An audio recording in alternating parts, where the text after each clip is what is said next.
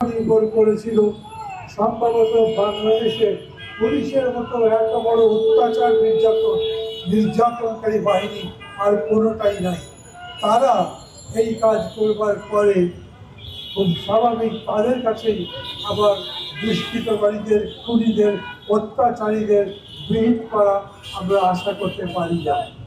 কিন্তু এও ঠিক, এই পুলিশ তো আমাদের ঠিক করতে হবে, এই দেশ ঠিক করতে হবে, এই বাহিনী ঠিক করতে হবে, ন্যায্য বিচার প্রতিষ্ঠা করতে হবে। যারা অন্যায় করেছে, যারা খুনি, দস্যু, তস্কর, তাদের শাস্তির বিধান করতে হবে। এখন পর্যন্ত এটা হলো না, সেই জন্যে কাকে দায়ী করব? আমি কথা মাঝে মাঝে বলি। এক ছিলেন লতিফুর রহমান, সন্ধ্যার সময় দায়িত্ব নিয়েছিলেন কেয়ারটেকার সরকারের। 6 ঘন্টার মধ্যে 15 জন সচিবকে বদলি করে দিয়েছিলেন, আর পুরো প্রশাসন সোজা হয়ে গেছিল। আর এখন 8 মাস পার হয়ে গেছে, পুলিশ এখন পর্যন্ত ঠিকমতো ডিউটি করে না। এখন পর্যন্ত সিভিল অ্যাডমিনিস্ট্রেশনের মধ্যে বহু ধরনের অন্যায়, অত্যাচার এবং উল্টাপাল্টা কাজের কথা শোনা যায়। আমি মনে করি বর্তমান সরকার একটা অদ্ভুত ধরনের সরকার। 53 বছরের বাংলাদেশে এই প্রথম সবাই এই সরকারকে সমর্থন করছে।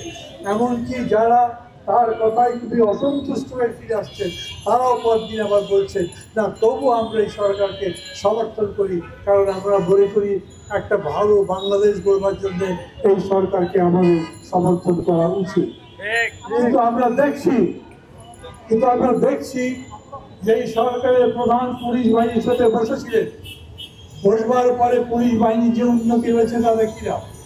আপনারা জানেন, এই ভূমের তদন্ত করতে সরেজমিনে দেখতে যাওয়ার আগে ভূম যে জায়গাটা হয়েছিল সেখানে কি ধরনের অপকীর্তি করা হয়েছিল, পরিস্থিতি বদলে দেওয়া হয়েছিল, দৃশ্যপট পাল্টে দেওয়া হয়েছিল, যেই জায়গাতে নির্যাতন করা হয়েছিল সেই জায়গাও বদলে দেওয়ার চেষ্টা করা হয়েছিল। আমি এই জন্যে বলবো, রাজনীতি বড় নিষ্ঠুর জিনিস, বড় কঠিন জিনিস। এটা কোনো দয়া দিয়ে হয় না, এটা নিরেট হিসাব করে ভালোবাসা থেকে হয়, কিন্তু তারপরেও ভুল করবার কোনো জায়গা থাকে না। আমাদের যত তাড়াতাড়ি সম্ভব এই কাজ করা দরকার। আপনাদের মনে আছে, আন্দোলনের মধ্যেই যারা আন্দোলন করেছিলেন, তারা পঙ্গু যারা হয়েছে, যারা মারা গেছে, যারা হসপিটালে আছে, চিকিৎসা হচ্ছে না, নিহত মানুষগুলো শহীদদের জন্য বিশেষ করে ব্যবস্থা করা হচ্ছে না, এইসব দাবি করেছিলেন। আমি অভিযোগের পাহাড় করতে চাই না, কিন্তু আমি এই কথা বলতে চাই, অবশ্যই যদি এই সমস্ত অন্যায়, অত্যাচার, নির্যাতনের বিহিত না হয়, তাহলে দেশে ন্যায্যতা প্রতিষ্ঠা হবে না, একটা সুন্দর দেশ হবে না। যে নতুন বাংলাদেশ গড়তে চাইছি সেই বাংলাদেশ গড়ে উঠবে না।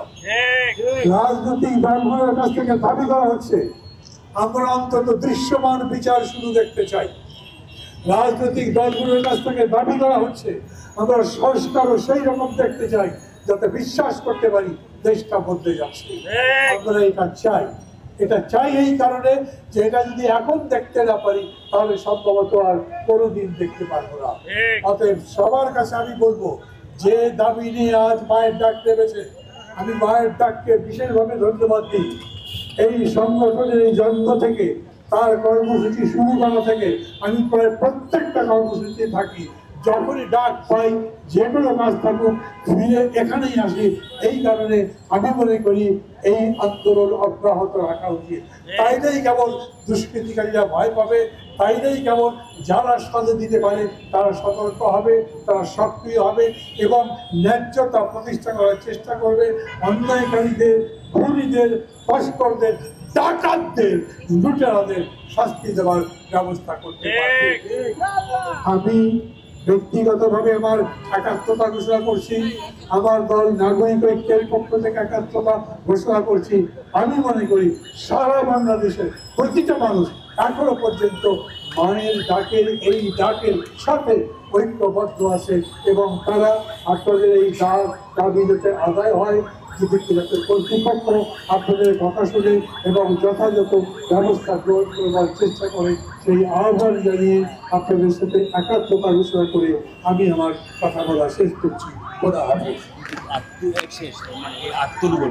এ পর্যায়ে মায়ের ডাকের সর্বশেষ বক্তা আমাদের মায়ের ডাকে আমরা স্মারকলিপি দেবো। এর আগে বক্তব্য দেবে আমাদের